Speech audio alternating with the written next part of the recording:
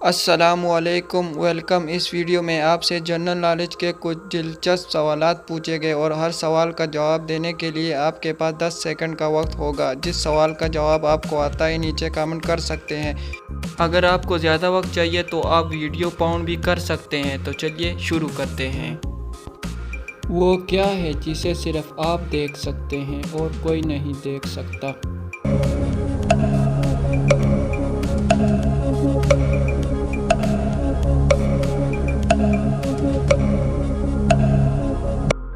तो जवाब है आपका ख्वाब। वो कौन सा जानवर है जिसके पैर नहीं लेकिन फिर भी तेजी से दौड़ता है?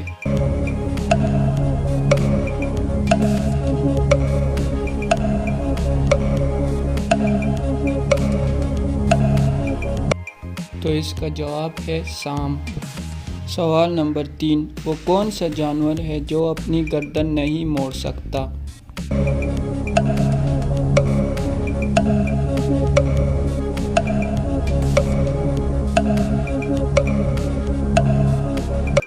तो इसका जवाब है मेंढक।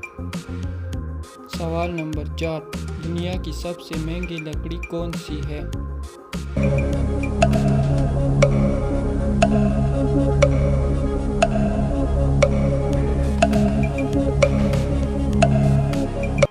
तो इसका जवाब है अफ्रीकन ब्लैक वुड।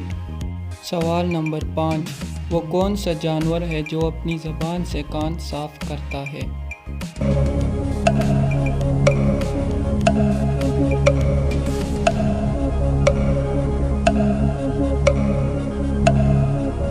तो इसका जवाब है ज़राफ़ा।